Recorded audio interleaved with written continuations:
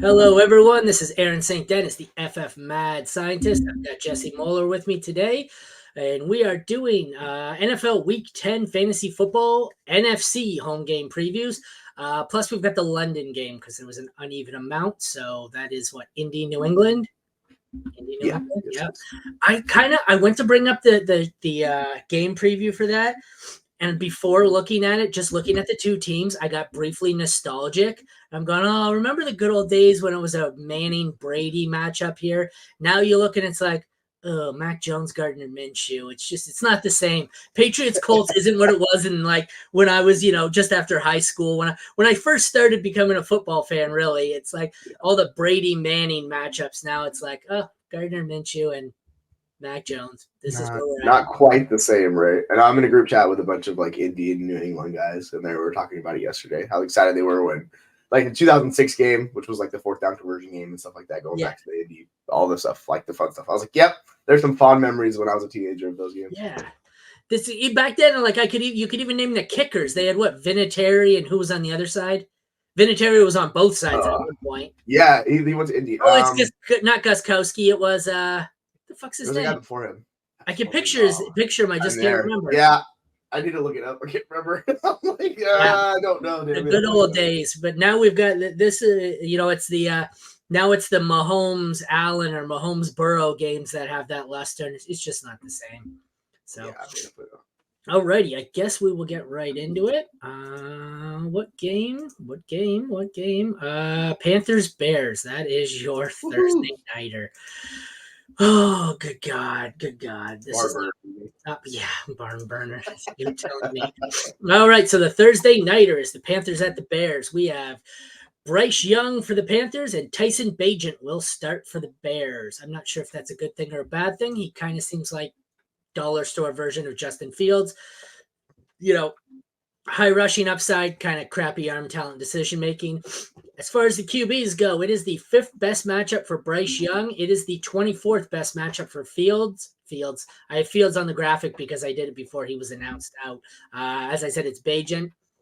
I think, as crazy as this may sound, I might rather start Bryce Young here, play the matchup. I don't really think I want to start either of them. They're probably both low end super flex options for me. What do you got? Yeah, I'm in a super flex league where I was down to no quarterback. So having Tyson Bagent gives me a second quarterback this week. So I was eternally grateful for Fields being out because otherwise I'd be starting at a skill player. They are But yeah, 23 and 26 for me with Bryce Young yeah, at 23. Yikes. I'm gonna bet on the talent of Bryce Young. He's gonna be a few spots ahead of Bagent just because like he's the first overall pick. The issue is they have nobody else that gets open besides Adam Thielen. So like if a play breaks down and Thielen doesn't get open, he has no one to go to, and he's really not like go in the middle of the field either. It's very weird what's happening with there. So like I hope they figure it out. They get Mingo involved, but I'm still just gonna bet on the talent Bryce. It's amazing that between Miles Sanders, Jonathan Mingo, and Hayden Hurst, not one of them has stepped up and been somewhat fantasy relevant. Like, this is better than I could have ever imagined for Thielen, and worse than I could have ever imagined for pretty much everyone else on that roster. And it's It's rough. truly terrifying. So. It's so rough. Yeah. Moving on to the running backs, we have where is it? I cannot find it all of a sudden. Oh, there it is. Eighth best matchup for Miles Sanders, if he's even the one anymore. Who knows? Could be Chuba Hubbard. That's kind of a scary situation. It is the best matchup for the Bears running backs. Khalil Herbert will not play tonight.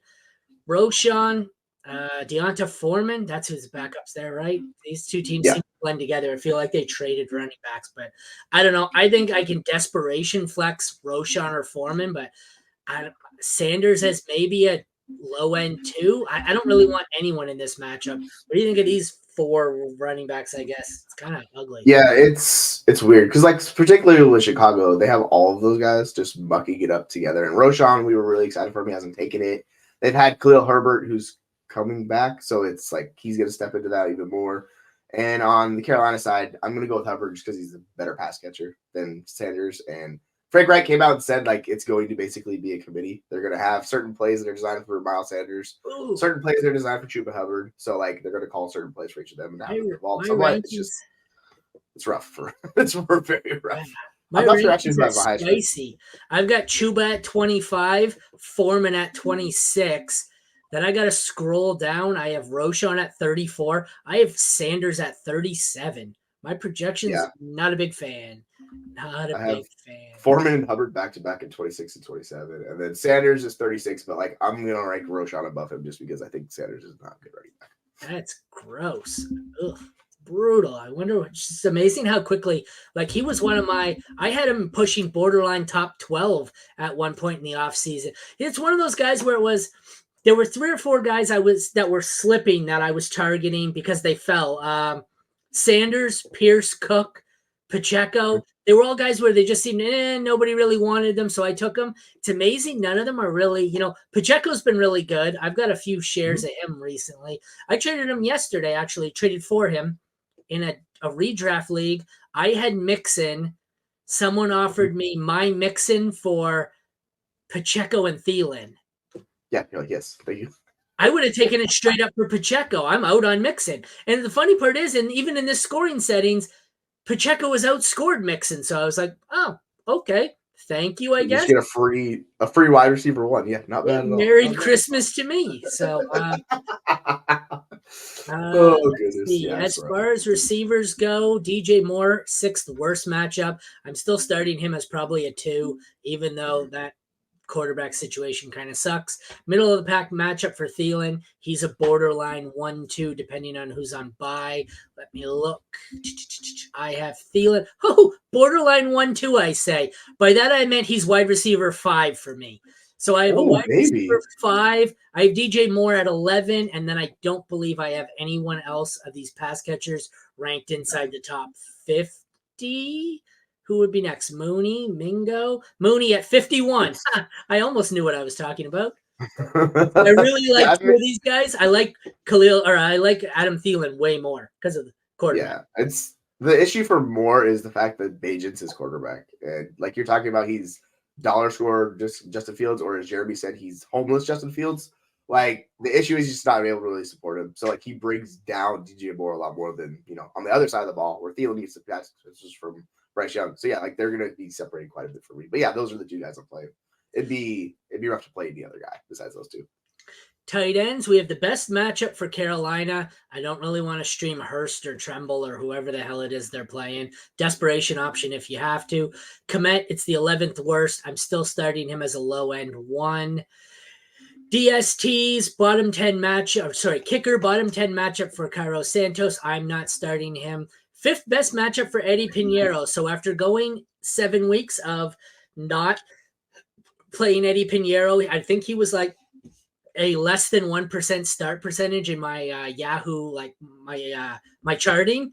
I have fired him up as one of my 3 starts of the week at kicker, 2 weeks in a row plus this week. He's been a huge hit for me 2 weeks in a row. So I'm going to roll with Eddie Pinheiro again and see if I can't just cash in on that. If you have a chance, go over to King Fantasy Sports and check out my Crossing the Streams article. It's not getting much publicity because it's a low site. But between my 3 DST starts and 3 kicker starts of the week, I'm operating at like 93% over the last 6 weeks. So yeah, go do it. I missed one last week, 1 kicker last week, and he missed by, it was like 0.4. Everyone else had 10 points or more out of my 3. And it would have been my 3rd week in a row of being perfect, 6 for 6.